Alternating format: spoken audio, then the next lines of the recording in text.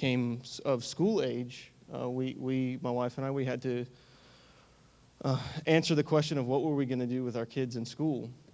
Both of us were raised in a church school, in a private school setting. I had never attended a public school, but the reality of where we were in life, where our finances were, and the abilities that we had, it appeared that public school was going to be the best option for our kids at this time. And so there was a lot of fear, there was a lot of concern from what that would do to them as people, as individuals, as they are growing and becoming and maturing into young adults. And so really felt like wanted to be involved and asked God, sought him and tried to figure out where that was. And the opportunity to run for office presented itself. And so long story short, I got elected. And now I found myself in an arena that I never really thought I would be in. And so it took a lot of time, a lot of effort to try to educate myself. And I believe that there is a role that government does play in terms of providing a public education to our kids. And so what is that role? What is the proper role that government should play in that? And I did a teaching here at the church a few months ago. It may have been at the end of last year, about what the real goal of government is and the purpose of government and how that plays into the education realm. And Joe had mentioned that I feel a call to government, and so it's something that I have a passion for.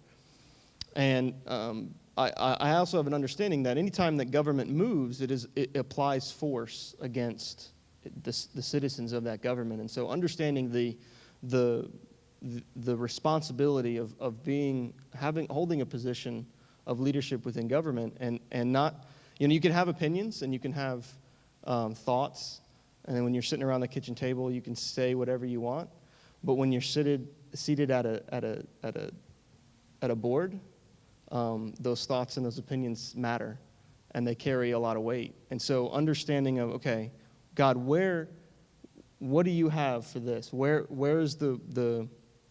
what is the role here? What's the right answer? Where's the direction? And just asking for wisdom as I sit in that position. And so I believe that as far as the public school arena goes, and that's what, we're a K through 12 institution, and that's what our focus is.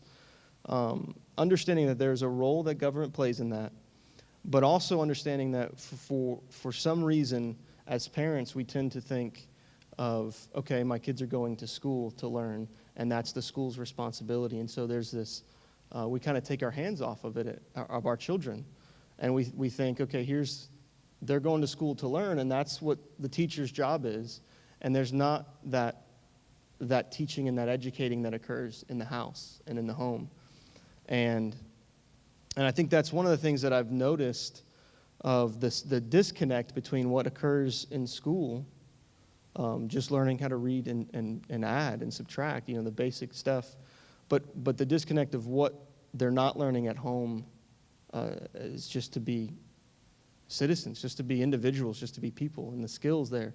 And I feel the church plays a role in that as well, of educating that next generation of who God is and how God moves in their life, and then applying that to everything that you do, wherever you are as a person, as a citizen of the kingdom of heaven, but also as a citizen within of where you are in your city or your nation here. And so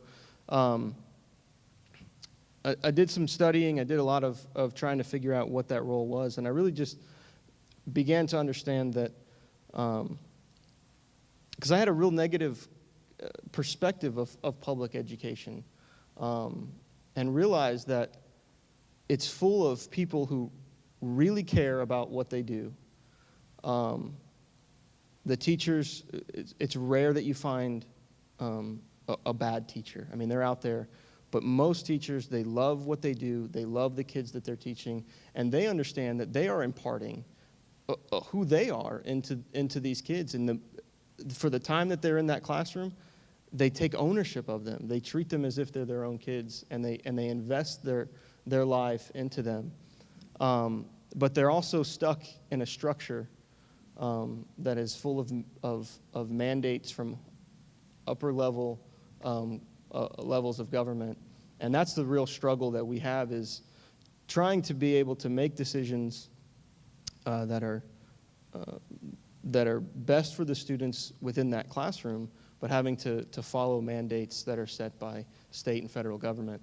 And so there's this disconnect there. But I believe that it's one of those things that I'm just kind of what I had mentioned earlier with Pastor Joe and Anna, of the Bible talks about being ready in season and out. And it's not the role that I play and the position that I'm in today is not anything that I ever set out to do. I never would have thought that this is where God would have placed me. But it's given me an opportunity to establish the kingdom of heaven without the world even knowing what's going on.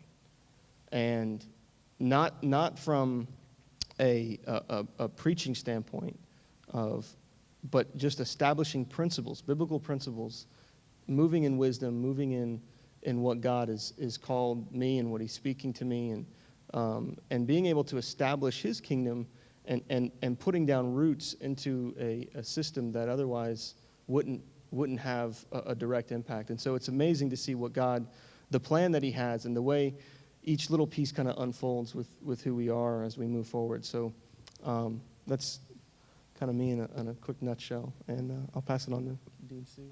Thanks.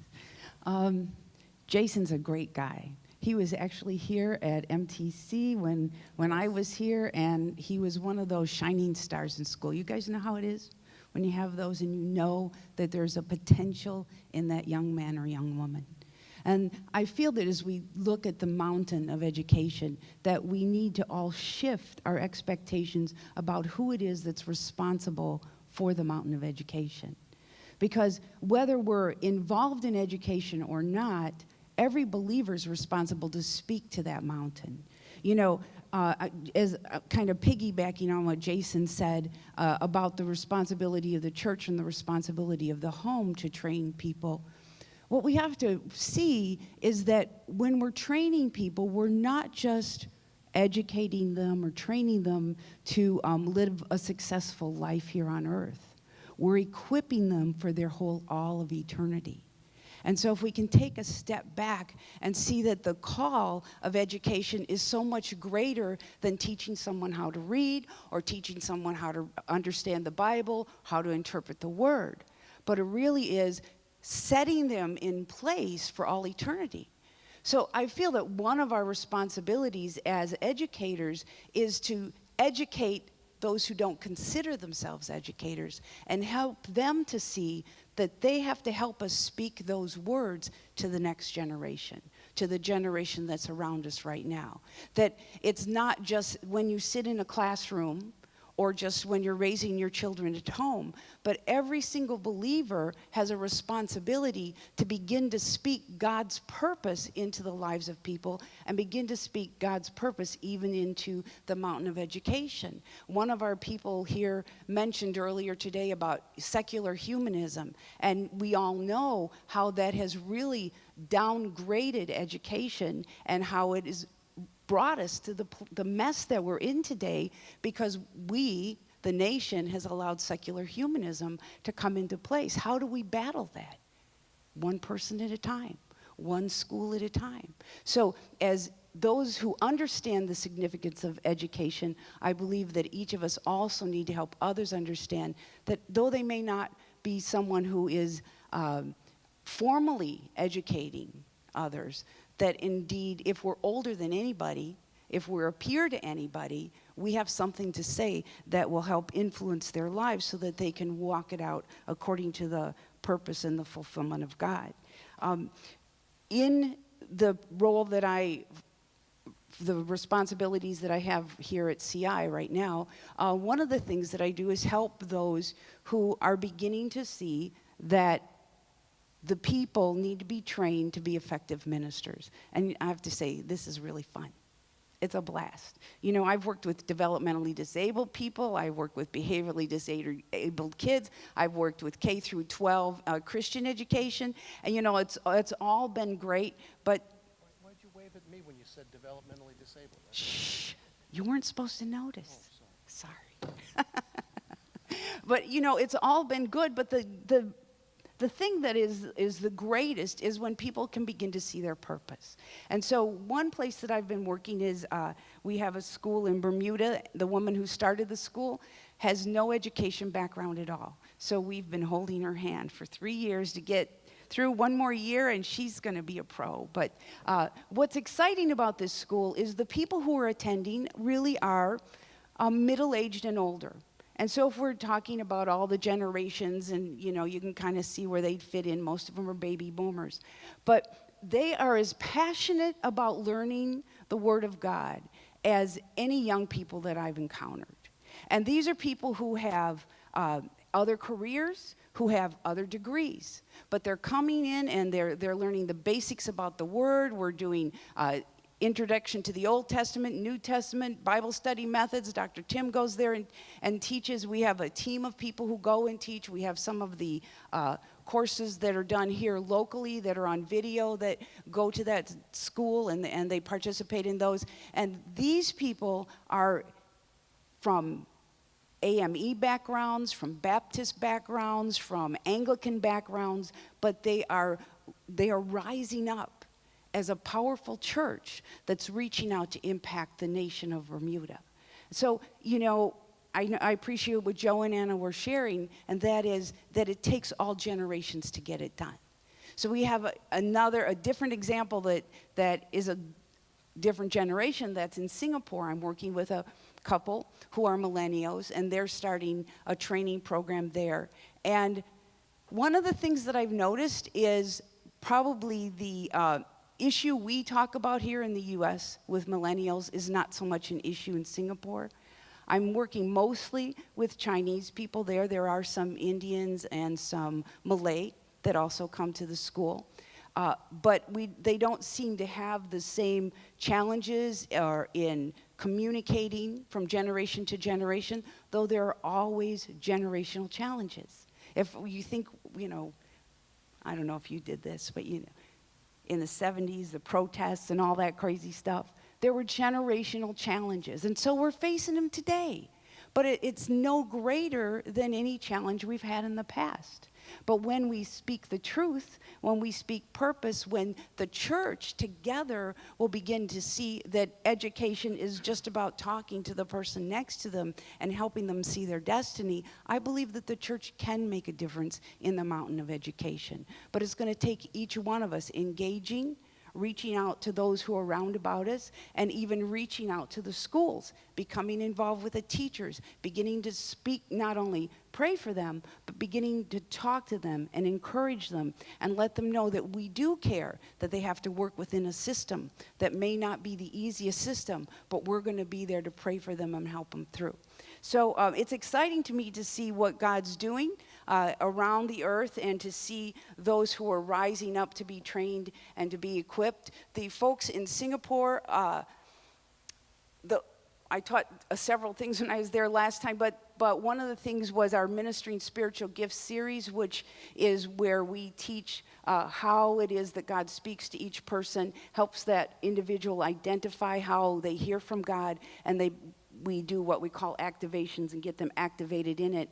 And we had people in this class who ranged in age from about 15 to probably 70, 75. And when I was teaching, you know, the younger people maybe weren't so engaged. You know, I think I'm a pretty good teacher, but you know, the history of the church wasn't too exciting to them, I guess. I think it's a call to action. They were like, oh, this is a history lesson. But when we did the activations, the countenance on the face of every person in that room changed. It didn't matter whether they were 15 or 75.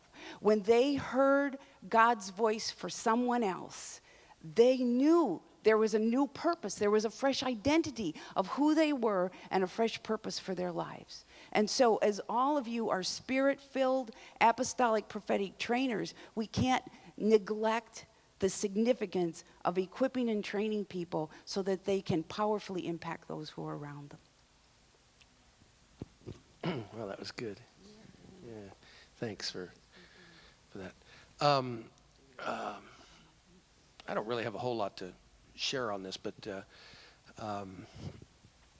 you know, the fields are white unto harvest somewhere, always somewhere. Not always here, and not always in our own backyard, but they're always white unto harvest somewhere. And the prayer is for laborers, which have to be equipped. And that's our responsibility, is to figure out a way to equip the laborers who are going to go into a harvest field that's ready to be picked. Most of that right now, I believe, is internationally. That's where the fields are ripest.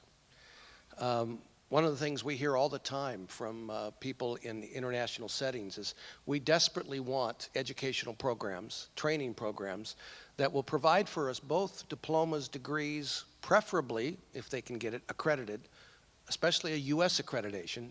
They have no concept of cost. They have no concept of what it takes to get that or what it means. But that's what they're asking for, because they know that will open doors for them to be influential within both government and industry and within the church. That's where the fields are ripest in many ways for harvest, is to provide some sort of educational training programs, especially internationally.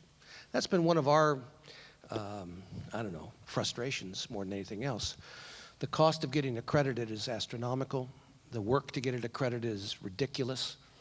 The meaning of it is ludicrous in many ways in terms of our call and mission. And yet there's people constantly, especially internationally, that are looking for some sort of an accredited program that they can pay for. Accreditation equals much higher, per credit cost. So in higher education, in trying to influence the mountain of education on a higher ed level, there's this constant battle, if you will, between, do we try and compete with, bigger schools, the Liberty Universities of the world, and all of it? Is that what we're trying to compete with, so that we can provide for the accredited degrees, diplomas, and they prefer if you can do one in leadership that's all Christian courses, that would be good.